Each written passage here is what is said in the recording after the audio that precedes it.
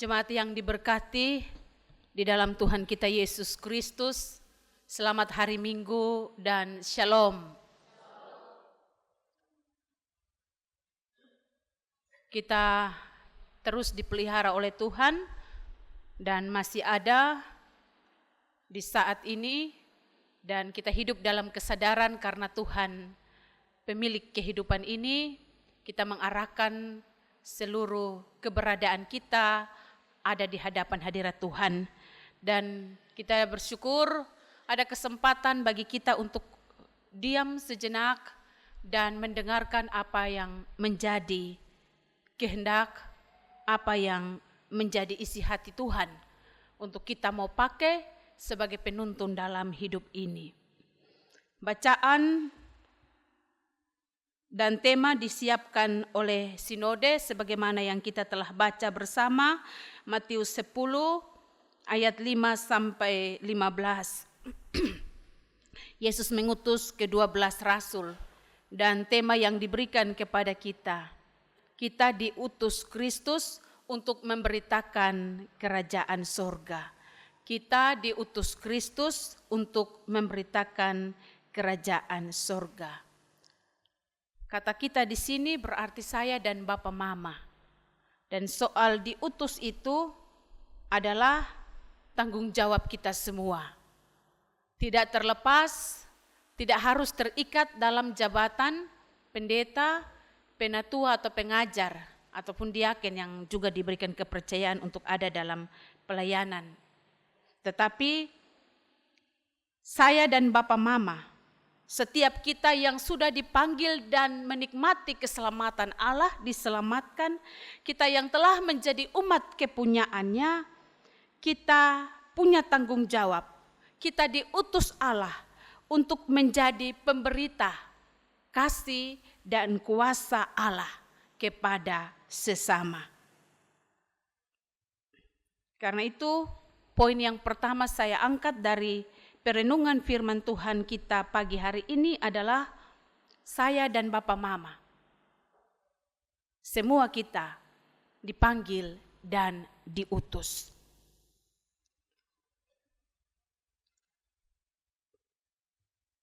Belas murid Yesus dipilih, dipanggil secara khusus mendampingi Yesus dalam pelayanannya di dunia ini.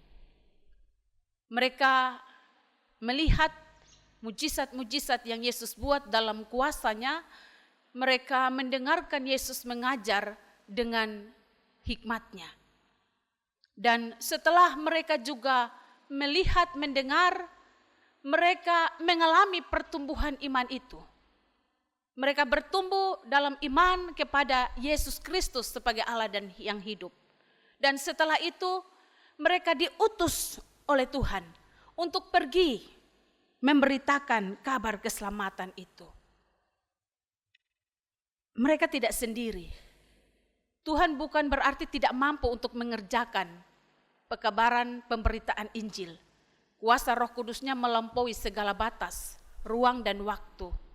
Tetapi Tuhan angkat kita sebagai rekan sekerjanya untuk pekerjaannya yang kudus dan mulia ini. Karena itu pelayanan dalam pengutusan adalah sebuah kehormatan untuk saya dan Bapak Mama. Sebenarnya kita tidak layak. Tetapi karena kita sudah diselamatkan, maka kita punya tanggung jawab untuk juga memberitakan kebenaran firman Tuhan. Di mana saja, kapan saja, dalam kondisi apapun.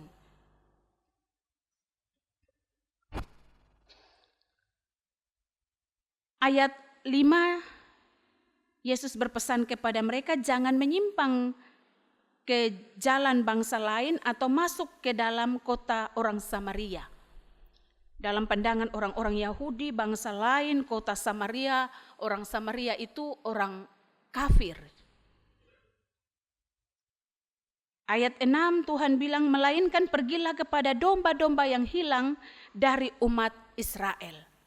Itu berarti Tuhan bilang jangan terlalu berpikir yang perkara-perkara yang besar. Apa yang kita bisa lakukan dalam keseharian kita, itulah tanggung jawab dalam pengutusan. domba-domba yang hilang dari umat Israel, umat pilihan Allah. Ada juga domba-domba yang hilang. Jadi tidak perlu pikir yang jauh-jauh, orang yang belum kenal Tuhan. Suami kita mungkin masih hidup dalam ketidakbenaran firman Tuhan. Istri kita, anak-anak kita, dengan pilihan-pilihan kehidupan mereka yang mereka jalani dan tidak sesuai dengan firman Tuhan. Orang tua kita atau saudara kita, saya dan Bapak Mama punya tugas untuk bilang, ini salah berdasarkan kebenaran firman Tuhan. Ini yang Tuhan mau kita lakukan sebagai anak-anak yang sudah ditebus dan diselamatkan oleh Tuhan. Kalau kita bandingkan dengan bacaan yang sama pada kitab Markus, di situ dikatakan bahwa Tuhan utus 12 murid ini pergi berdua-dua. Jadi kita punya tanggung jawab untuk ada dalam tugas pengutusan, menyatakan apa yang menjadi kehendak hati Tuhan. Tapi kita juga menyadari bahwa kita lemah, kita terbatas. Kadang-kadang kita berhenti pada jaga rasa, sehingga kebenaran Tuhan terkubur oleh segala rasa yang kita jaga itu. Dan karena itu perlu juga kita saling mengingatkan, kita butuh topangan. Sebagai kakak adik orang tua anak, karena tidak, maka kita butuh orang lain juga. Kehadiran pengutusan itu mungkin lewat hamba-hamba Tuhan yang datang dan melayani kita. Karena memang firman Tuhan harus diberitakan. Dan kita punya tanggung jawab itu. Saya dan Bapak Mama. Tuhan panggil kita diselamatkan, dan karena itu kita punya tanggung jawab untuk menyatakan apa yang menjadi kehendak hati Tuhan. Pergilah dan beritakanlah sebuah perbuatan atau tindakan yang aktif. Aktif dalam kata kita, aktif dalam hidup kita, dalam tindakan kita. Poin yang kedua yang menjadi perenungan kita pada pagi hari ini. Sembuhkanlah orang sakit, bangkitkanlah orang mati, tahirkan orang kusta, usir setan-setan. Kamu sudah memperoleh dengan cuma-cuma, karena itu berikan pula dengan cuma-cuma. Setiap kita yang diutus diperlengkapi dengan kuasa Tuhan. Tuhan kasih hikmat kepada saya dan Bapak Mama.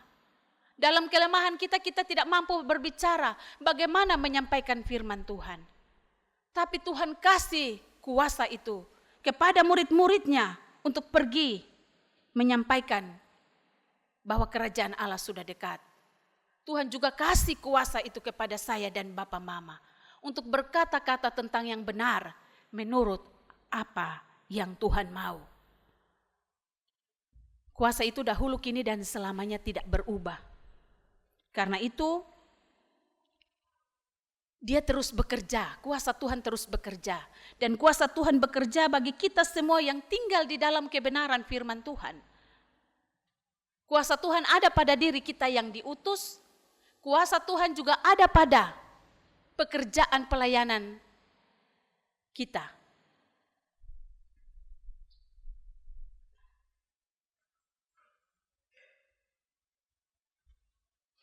Ketika kita pergi sebagai pengutus, kita bukan melakukan apa yang menjadi pekerjaan kita, tapi apa yang menjadi pekerjaan Tuhan.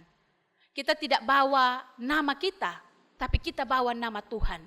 Itu berarti kehadiran kita menggambarkan wibawa dan kuasa daripada sang pengutus itu. Kalau hidup kita tidak punya kuasa, pelayanan kita tidak punya kuasa, maka pertanyaan itu kembali kepada kita sang pengutus. Apakah karena kita belum hidup dalam kebenaran? Saya menegur saya punya anak, tapi saya juga belum hidup dalam kebenaran. Bagaimana mungkin kata-kata saya itu berkuasa untuk mengubah anak saya?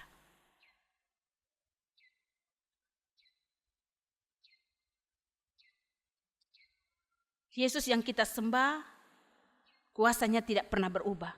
Kalau dulu dalam cerita Alkitab, Yesus menyembuhkan orang sakit, Yesus mentahirkan yang kusta, Yesus usir setan-setan, maka kuasa itu juga berlaku saat ini.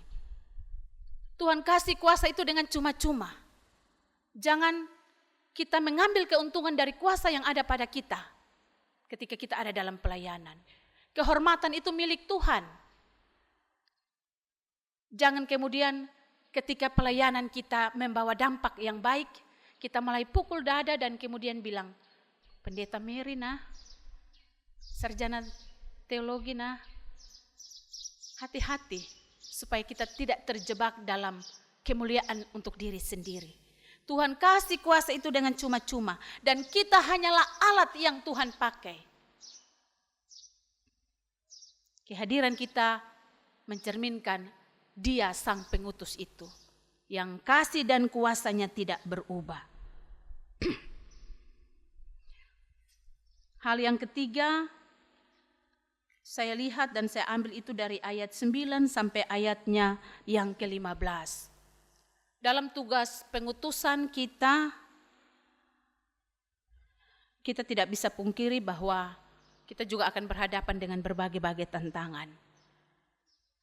Tantangan itu bisa datang dari diri kita sendiri, dari dalam diri kita sendiri.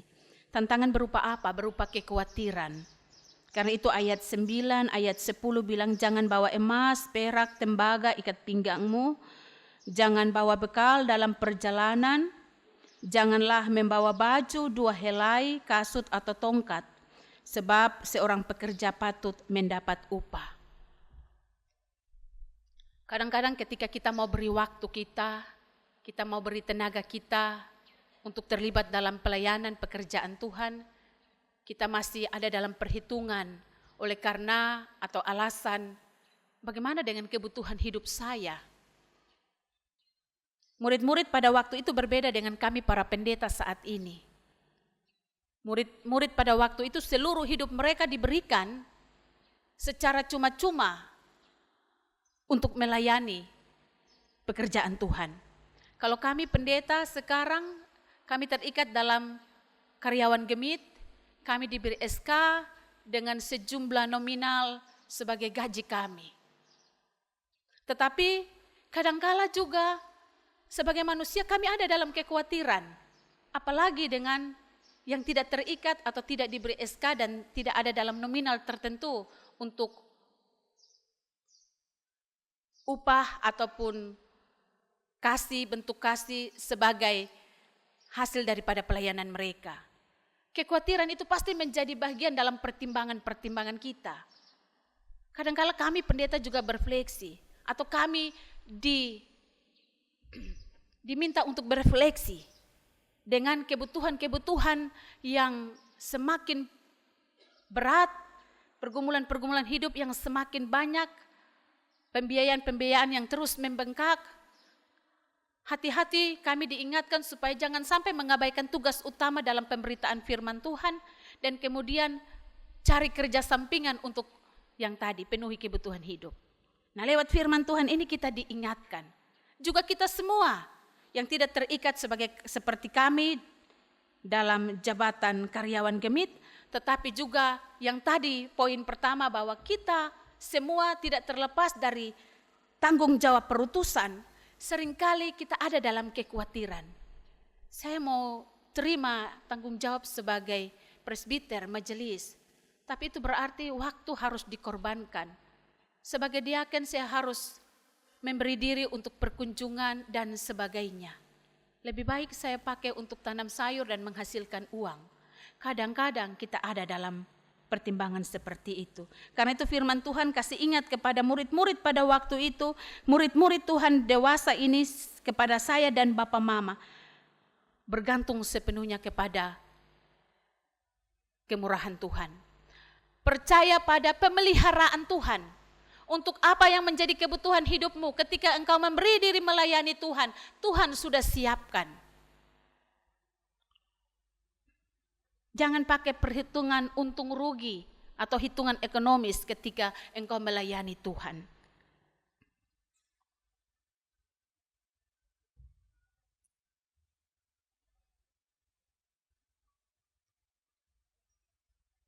Tuhan akan penuhi apa yang menjadi kebutuhan kita. Asal belajar untuk tulus melayani Tuhan. Dalam kepasrahan total, Tuhan pelihara hidup kita. Tantangan yang berikut selain dari diri kita, tantangan juga dari luar diri kita, yaitu penolakan. Ketika kamu masuk ke rumah, ada orang yang mau terima pemberitaan firman Tuhan kita, ada orang juga yang menolak apa yang mau kita sampaikan. Itu kebebasan orang untuk merespon, menanggapi pemberitaan firman Tuhan. Tetapi tanggung jawab kita adalah terus ada dalam kesetiaan sebagai pengutus. Untuk salah, katakan salah. Kalau itu memang tidak sesuai dengan kebenaran firman Tuhan. Ya, katakan ya. Ketika kita ada dalam kesetiaan, walaupun ditolak atau tidak diperhitungkan, Tuhan bilang, kalau orang itu di dalam rumah tidak terima, maka berkat itu kembali kepada kita. Bagian kita adalah melakukan. Bagian kita adalah mengerjakan tugas pengutusan itu. Persoalan diterima atau tidak, itu urusan kemudian. Bapak, Mama, saudara-saudari yang dikasihi di dalam Tuhan kita Yesus Kristus, kita juga diingatkan bahwa resiko daripada pengutusan kita, semuanya itu pada akhirnya juga punya dampak untuk kehidupan kita, baik kini ataupun masa depan. Kita akan diberkati dalam kesetiaan sebagai pengutus, tetapi yang menolak pun diingatkan. Sesungguhnya ada hari penghakiman, tanah Sodom dan Gomora akan lebih ringan tanggungannya daripada kota ini. Bapak, Mama, saudara-saudari yang terkasih, selamat menjalani hari-hari yang masih Tuhan perkenankan untuk kita jalani. Terus hidup dalam kesadaran bahwa saya dan Bapak Mama punya tanggung jawab untuk memberitakan kerajaan Allah sudah dekat. Untuk menyampaikan kuasa dan kasih Allah yang berlaku dahulu, kini, dan selamanya. Kita tidak dibiarkan untuk melakukan pelayanan atau tugas pengutusan ini seorang diri. Tuhan bentuk gerejanya. Kita bersatu, dalam kelebihan kita saling menopang. Dalam kelebihan kita saling melengkapi. Dalam kekurangan itu kita belajar untuk tidak mengandalkan diri sendiri. Tetapi melihat Tuhan, Sang Pengutus itu yang akan memampukan kita. Pada akhirnya semua yang kita buat itu akan diberkati oleh Tuhan. Mereka yang terima pengutusan kita, pelayanan kita diberkati oleh Tuhan. Dan kita yang setia dalam pengutusan itu pun ada dalam berkat daripada Tuhan. Tuhan memberkati kita dengan kebenaran firman-Nya. Amin.